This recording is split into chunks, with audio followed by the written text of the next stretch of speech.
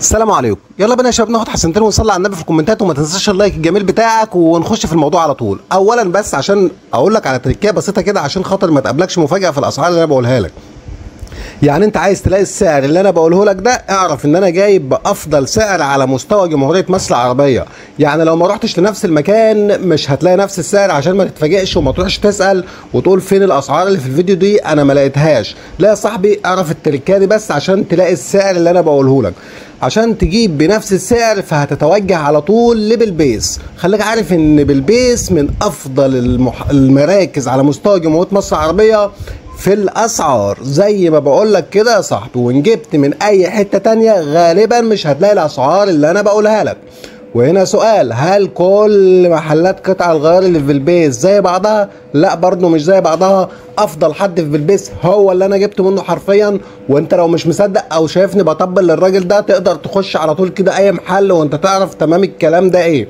تعرف تخش على محل تسال عن نوع كاوتش وتشوف السعر اللي انا بقوله لك، وتكلم الراجل اللي انا جبت منه وانت تعرف انا بطبل ولا الكلام ده فعلي. ايه اللي حصل؟ اللي حصل يا شباب ان انا سالت على كاوتش شاد في العاشر من رمضان، لقيت سعره كام؟ 1150 جنيه. انا عندي فكره قديمه ومعلومه قديمه ان البيع والاسعار في بلبيس هي الافضل، وعشان كده على طول توجهت على بلبيس. سالت على كاوتش شيت بكام بقى في بلبيس بقى حبيبه قلبي اللي انا بثق في الاسعار بتاعتهم وفي التجار بتوعها. طلع يا شباب مفاجأة 850 جنيه. شايف فرق السعر؟ 850 من 1150. وهنا تقدر تدي تعظيم سلام للبلابسة الحقيقة وتديهم تحية كبيرة على أسعارهم اللي هيبيعوا لك بيها. وهنا لو انت حابب تجيب بنفس السعر هتتوجه على بلبيس وهتتوجه على نفس الشخص. فين هو الشخص ده؟ طيب ادينا بياناته كده. هسيب لك في اول كومنت رابط الفيسبوك، هتخش على الرابط هيوصلك على بوست في كل بيانات الراجل ده يا محترم. تقدر تكلمه تليفونيا وتسأله عن اي نوع كاوتش انت عايزه عشان تاخد بنفس السعر، لان انا ضربت لك مثال وقلت لك الفرق كام.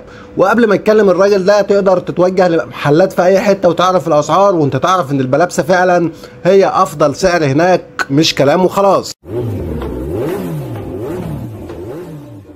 وانت كده عرفت التركه اللي كنت عايز اقولها لك. تيجي بقى نخش في الاسعار. اولا كاوتش شيت 850 جنيه عند الشخص ده يا رجاله، بره هتلاقي اكتر من كده طبعا. ثانيا باور ماكس 850 جنيه. ثالثا بيلستون 850 جنيه. في فئه كده من الكاوتش كنا اتكلمنا عنها في الفيديو اللي ظهر فوق من شويه، كنت بقول لك ان في فئه اسمها الصيني، كذا نوع كده اسمهم، اما تيجي تسال نوعهم ايه يقول لك صيني. اهو الفئه دي كلها كده جميع انواع، جميع ما يندرج تحت اسم صيني، ده سعرهم في السوق حاليا سعر الكاوتش منهم 850 جنيه. انت هنا هتستغرب شويه تقول هو كله 850. الحقيقه اسفين بعض التجار اللي هم تجار قطع غير الموتوسيكلات ما عندهاش الا الصيني ده اصلا، تمام، وبيبيعوه ب 850 جنيه بقى يا صاحبي. يعني انت لما تخش على كده فئه عندك انواع ايه يقول لك صيني، طب كام؟ هيقول لك 850 جنيه. فانت حاول لما تيجي تشتري، اشتري من حد بيبيع بتاع كاوتش، مش قطع غيار موتوسيكلات وعنده شويه كاوتش صيني، لا، اشتري من حد بتاع كاوتش عنده هندي، عنده تايواني، عنده صيني، عشان هتلاقي بقى في فروق في السعر يا صاحبي. كاوتش كندو هتلاقيه ب 900 جنيه. وانت هنا هتستغرب قوي، هتقول هو كندو اغلى من الهندي يعني، من الشيت والبلستون وكده يعني؟ هقول لحضرتك حاجه يا صاحبي، اعرف بس معلومه كده. اولا السوق سايب شويه، خد بالك، وكل تاجر حاطط لنفسه سعر، افهم الحكايه دي. ثانيا انا ما جمعتش الاسعار دي من مكان واحد، تمام؟